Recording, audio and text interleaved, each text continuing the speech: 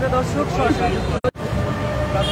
বিদ্যালয়ের শিক্ষকরা এখানে অবস্থান কর্মসূচি করছেন। আসলে তারা কেন এখানে অবস্থান কর্মসূচি করছেন তাদের কাছে জানবো। সরাসরি চলে যাচ্ছি তাদের কাছে।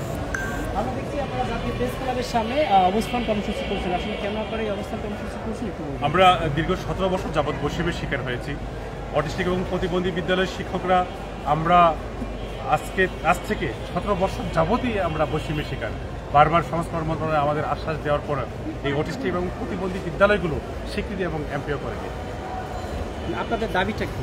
আমাদের মূল দাবি হচ্ছে অনতি বিলম্বে আমাদের 1772টি অটিস্টিক এবং প্রতিবন্ধী বিদ্যালয় আছে, এগুলির স্বীকৃতি এবং এমপিও আওতায় আনা।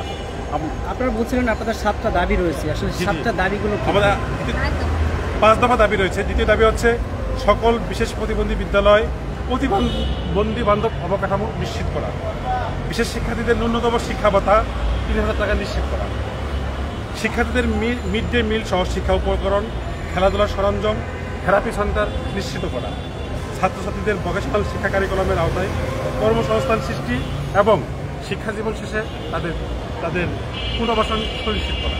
দর্শক, আমরা এখানে একজন প্রতিবন্ধী শিক্ষকের সাথে কথা বলছিলাম। আমরা এখানে আরেকজন প্রতিবন্ধী প্রাথমিক বিদ্যালয়ের শিক্ষকের সাথে কথা বললাম। আপনারা আসলে কেন এখানে অবস্থান কর্মসূচি করছেন এবং কত সময় এখানে এই অবস্থান কর্মসূচি করবেন এবং কখন থেকে করছেন?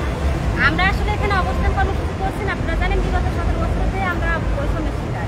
আমরা এখন পর্যন্ত শিক্ষা পাইনি। আমরা এমপিও আদায়ের দাবিতে এখানে আছি। আর আমরা এটা অবস্থান রাখছি এতদিন পর্যন্ত, যতদিন পর্যন্ত আমাদের আমাদের এমপিও দর্শক, আমরা এখানে একজন প্রতিবন্ধী স্কুলের শিক্ষকের সাথে কথা বলছিলাম। আমরা এখানে আরেকজন শিক্ষকের সাথে কথা বলবো। আসলে আপনারা এখানে কেন অবস্থান কর্মসূচি করছেন এবং কত সময় করবেন, আপনাদের দাবিটা কি? আমরা এখানে অবস্থান কর্মসূচি পালন করতেছি। আমরা দীর্ঘদিন থেকে এই প্রতিবন্ধী বিদ্যালয়গুলো নিয়ে বিভিন্ন জায়গায় আমরা অবস্থান ধর্মঘট করেছি, কিন্তু আমাদের এই বিগত কর্মসূচিগুলোতে বিগত সরকার, দেশের সরকার কোনো আমাদের সুরাহা করে নাই, যার ফলে আজও আমাদের রাস্তায় থাকতে হচ্ছে। আপনাদের এই প্রতিবন্ধী স্কুলের সংখ্যা কত? 1772। আর এটার সাথে যারা রয়েছে শিক্ষকের সংখ্যা কত এবং ছাত্রছাত্রী? প্রায় 56,000 শিক্ষক এবং ছাত্রছাত্রীর সংখ্যা কেমন? ছাত্রছাত্রী প্রায় 42 লক্ষ।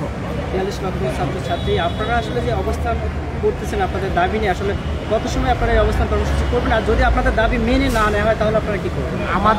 আমাদের অবস্থান কর্মসূচিটা লাগাতার অবস্থান কর্মসূচি যে পর্যন্ত সমাজ কল্যাণ মন্ত্রণালয় আমাদের সাথে আমাদের যৌক্তিক দাবিটা না মেনে নিছে, আমাদের অবস্থান চলতেই থাকবে। ইতিপূর্বে সরকারের কাছেও কি আপনারা এই দাবি তুলে ধরেছিলেন কিনা? আসলে জি। তখন আপনাদের অবস্থাটা কি ছিল? তারা আসলে কি বলেছিল আপনাদেরকে?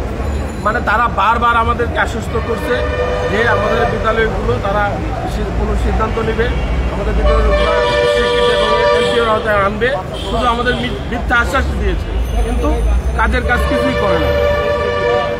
দর্শক, সারা বাংলাদেশ থেকে প্রতিবন্ধী স্কুলের শিক্ষক শিক্ষিকারা এখানে উপস্থিত হচ্ছে। তাদের এমপিও মুক্ত করা দাবিতে তারা এখানে অবস্থান কর্মসূচি করছেন। আমরা এখানে আরেকজন শিক্ষিকার সাথে কথা বলতে চাই। আসলে আপনারা কেন এখানে আপনার এই বাচ্চাকে নিয়ে এখানে এসেছেন, বিষয়টা নিয়ে বলবেন? আসলে আমরা এই পর্যন্ত অনেক বৈষম্যের শিকার। আমাদের বেতনটা বলতেছে এই পর্যন্ত আমরা কোনো সিদ্ধান্তে আসতে পারি নাই। আমরা অনেক দুর্ভোগে আছি। আপনাদের দাবিটা কি আসলে? আমাদের এক দাবি আমাদের এমপিও ছিল। এমপিও হলে আমরা বেতন ভাতা পেলে আমাদের অর্থনৈতিক। আপনি কোন জেলা থেকে আসছেন? কোন স্কুলে? আপনার স্কুলের নাম কি? কিশোরগঞ্জ। আমরা এখানে আরেকজন শিক্ষকের সাথে আসলে কথা বলতে চান। আপনি আসলে কোন জেলা থেকে এখানে এসেছেন? আমি কিশোরগঞ্জ জেলা থেকে এখানে এসেছি। আমি গাঙ্গিয়া পরিবারের শিক্ষক। আমি স্কুল আমার 2004 থেকে 13 সালে আমি শিখতে পারছি। আপনার স্কুলে ছাত্রছাত্রীর সংখ্যা কেমন? আপনাদের আসলে দাবিটা কি এখানে আসছেন? আমরা স্কুলে বিদ্যুৎ হবে, আমাদের বেতন স্কেল হবে, আমাদের শিক্ষার্থী ছাত্রীরা সুবিধা পাবে, এটাই আমাদের দাবি। আপনারা এই প্রেস ক্লাবের সামনে কখন থেকে অবস্থান কর্মসূচি করছেন? আমরা 2 দিন যাবত। আপনারা এখানে আসলে কতদিন অবস্থান করবেন? আমরা যতদিন আমাদের বেতন ভাতা না পাই। দর্শক সরাসরি যুক্ত ছিলাম জাতীয় প্রেস ক্লাবের সামনে থেকে। এখানে 64 জেলা থেকে প্রতিবন্ধী স্কুলের শিক্ষক শিক্ষিকারা উপস্থিত হচ্ছে। তাদের জাতীয়করণের দাবিতে তারা এখানে অবস্থান কর্মসূচি করছেন। তারা বলছিলেন তাদের দাবি আদায় না হওয়া পর্যন্ত তারা এখানে অবস্থান কর্মসূচি করবে। দর্শক, প্রতিবন্ধী স্কুলের শিক্ষার্থীদের এখানে এই ছিল সর্বশেষ। পরবর্তীতে আবারও আপনাদের সাথে যুক্ত হবো। সবসময় সুস্থ থাকুন, ভালো থাকুন, এসএটিভি ডিজিটালের সাথেই থাকুন।